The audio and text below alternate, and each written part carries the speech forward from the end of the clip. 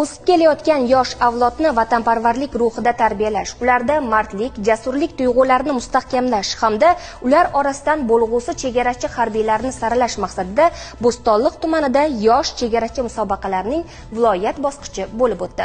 Hozir shu haqida. Davlat xavfsizlik xizmati chegara qo'shinlari tomonidan Bo'stonliq tumanida yosh chegarachi musobaqasining Toshkent viloyati bosqichi bo'lib o'tdi. Tuman bosqichida g'alabaga erishgan 10 ga yaqin tuman va shaharlardan kelgan jamoalar o'zaro bellashdilar. Musobaqa tanishtiruv, belgilangan vaqt mobaynida qurol aslahani yig'ish va sochish, birinchi tez tibbiy yordam ko'rsatish, o'g'il bolalar o'rtasida 1000 metrga, qizlar o'rtasida 100 metr uzoqlikka yugurish kabi shartlardan iborat bo'ldi.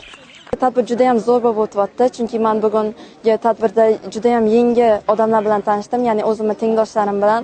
Men ularni ko'rib, o'zimda ishtiyoq topishni boshladim, yana qaytadan harakat qilishga ko'proq motivatsiya oldim ulardan. Umuman yiqilmasdan hamma narsani mukammal qilishga harakat qilishni boshladim. Musobaqa shartlari to'g'ri biroz qiyin, lekin tayinlanganimiz uchun menimcha biz undan yengil o'tdik deb o'ylayman. Ich-ichimizdan shuni xohlaymizki, respublikada birinchi o'rinni olishi va uyimizga, ota-onamizga yorug' yuz bilan qaytib borishni xohlaymiz.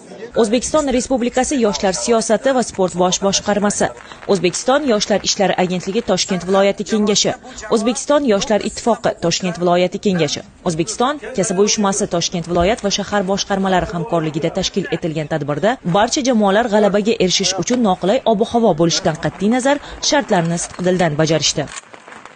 O'zbekiston buyuk, O'zbekiston to'pon, bobomdir sohib biron.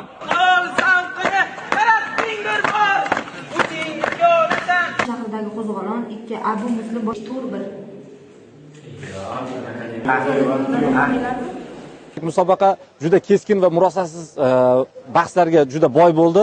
Albatta bu musobaqamizda hozirgi vaqtda o'sha birinchilikka qo'lga kiritgan jamoalar respublika bosqichida qatnashish imkoniyatiga ega bo'ladi va o'sha Toshkent viloyati sharafini respublika bosqichida himoya qilishadi. Ushbu musobaqalardan ko'zlangan maqsad yoshlarimizni bo'sh vaqtlarini mazmunli o'tkazish, qolaversa sport bilan chiniqtirish va bilim salohiyatlarini oshirishga albatta yordam beradi va kelgusida harbiy bo'lish istagidagi yoshlarimizni orzu va maqsadlariga yetishlarida bir dasturi amal bo'lib xizmat qiladi degan umiddaman. Musobaqa so'ngida O'zbekiston Respublikasi Madaniyat va turizm vazirligi Toshkent viloyati Bo'stonliq tumani ijodkorlari tomonidan kuy-qo'shiqlar, raqslar ijro etildi. Natijalarga ko'ra Piskent tumani yoshlari birinchilikni qo'lga kiritib, respublika bosqichiga yo'llanmaga ega bo'ldilar. Musobaqada ishtirok etgan barcha jamoa a'zolari mutasaddilar tomonidan esdalik sovg'alar va diplom bilan taqdirlandi.